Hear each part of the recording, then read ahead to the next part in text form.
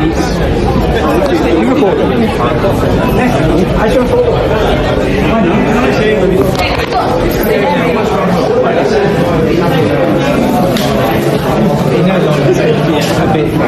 Sorry, can we just have a chat a minute? Just a minute. I just want to have a chat a minute. I don't want to talk to you. Why not? Come on, Nick. Don't touch my camera. I'm here. You know you're not allowed. Yeah. You're not Nick though. Watch out though. So, Nick, come on. I just want to have a chat with you because... Right, so Nick, come on Nick, let's have a chat. So obviously you don't like... Obviously you accused Tommy Robinson of putting out inciting messages in the Southport massacre, when what you did, you was putting up the incitement. You were the one that said that there was acid attacks. Come on Nick, why can't you answer a question? You're very vocal online, but we're here now, we can have a chat. We're having a civilised conversation. I'm not being mean, I'm not being nasty, I'm not being aggressive. So do you think when you put out that there was an acid attack and then an incited riots in Birmingham, do you think that was a good thing to do? When obviously what you say is that you don't want to incite riots. You're accusing Tommy of inciting riots. But then you incited riots.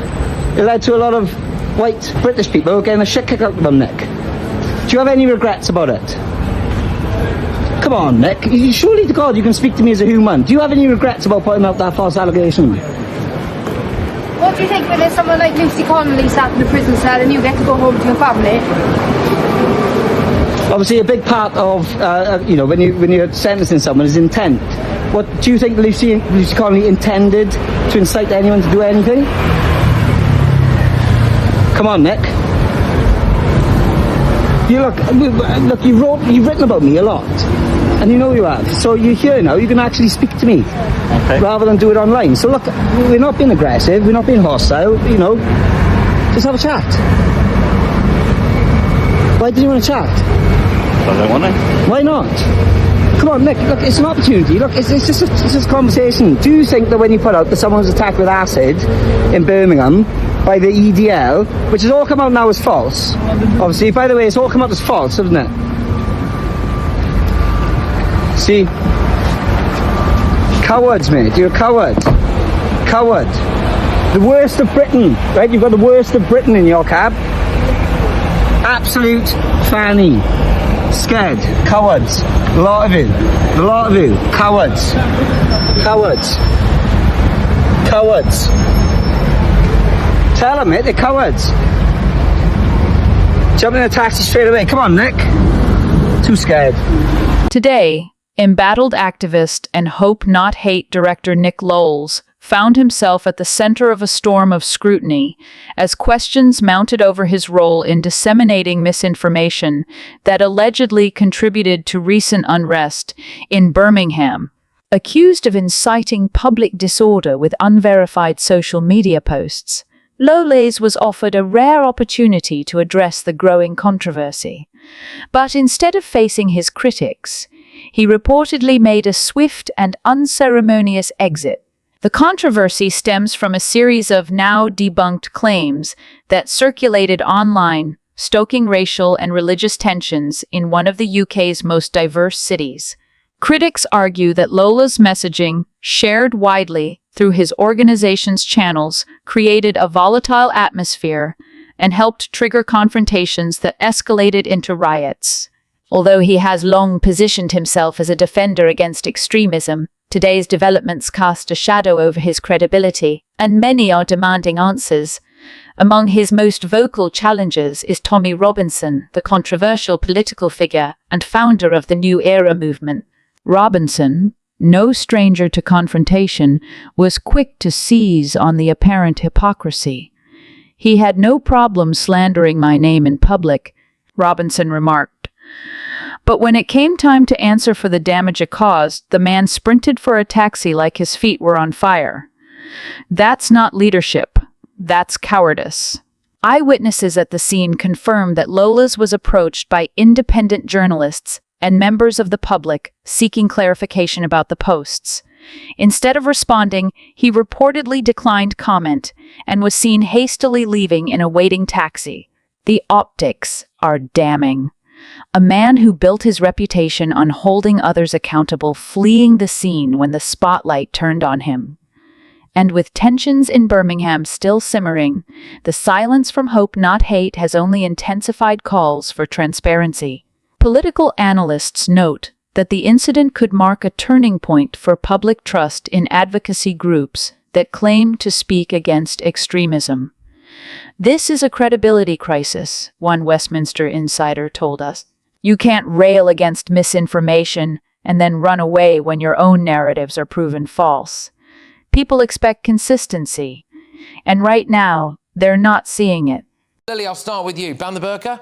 Yes. Why? Absolutely, because I, as an Iranian woman who's been fighting for women's rights and against the Islamic Republic, which has weaponized the woman as a tool of oppression against herself, I find the burqa being glorified as another tool of oppression outside the house, outside in the society of women against themselves. I don't think women should be fetishized to the point that they need to hide their entire existence so that men should not see. Reem, what's the point of the burqa? Is it so that, men feel so insecure that if the woman wasn't wearing it, other blokes might be after her? I don't think that's necessarily the case. It's effectively a submission of faith. It's the idea that those particular women are able to choose whether or not they cover their faces or indeed in an act of modesty. Now, I think it's absolutely disgusting and abhorrent that countries like Iran and Afghanistan tell women what they can and cannot wear. I think it's abhorrent. They do a lot more than that. Seek to that level. We should not seek to that level of illiberalism. This country is a free country, I'd like to think. We are all absolutely upset about the fact that somebody like Lucy Connolly, a mother who has been put into prison for 31 months for a tweet, that is illiberal and abhorrent. Why should we then restrict what women wear? OK, well, that's an interesting point, because I do wonder, Lily, whether or not some of the men in the households in Britain where women wear the burqa, they treat their own households like a little Iran. That's exactly what my point is. We are talking about public safety, and we want to, as the MP from Reform was mentioning, it's a public safety situation.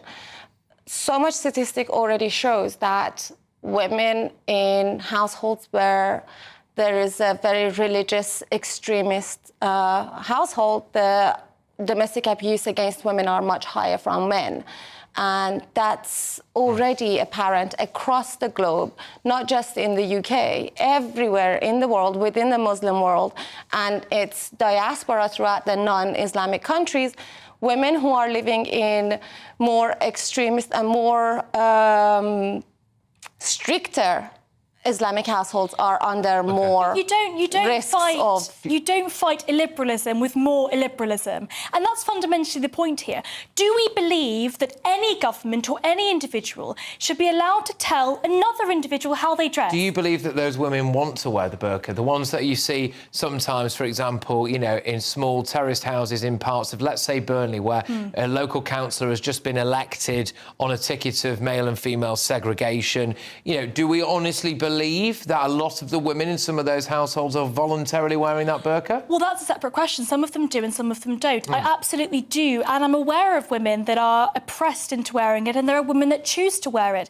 The question is, should the government ban those particular items of clothing? And I say no. Do we want police investigating women that are choosing to cover their faces? Let's not forget, by the way, only 5 years ago in the pandemic, the government mandated that people cover their faces with ridiculous face masks. So the fact that we're going to have this conversation about whether or not the government should restrict the way in which women choose to clothe themselves, I think is abhorrent. Now, to your point, Patrick, should we then look into those women that potentially are being domestically abused, being told and oppressed by their husbands? There are so many ways that we can help those women. Restricting their liberty is not one of them. Yeah, but we're not going to, because we're too afraid of being called racist, aren't we? Absolutely, exactly. I mean, we're not even dealing with a grooming gang situation in the country, and we're sitting here talking about women getting abused or willingly coming forward, especially when their prison is following them. So let's deal with that. Let's deal with the grooming gang. We should deal with a lot of these things. Let's discuss whether or not Islamism is a problem in this country. Let's promote moderate problems, but let's not restrict the liberty of those women that choose to wear it.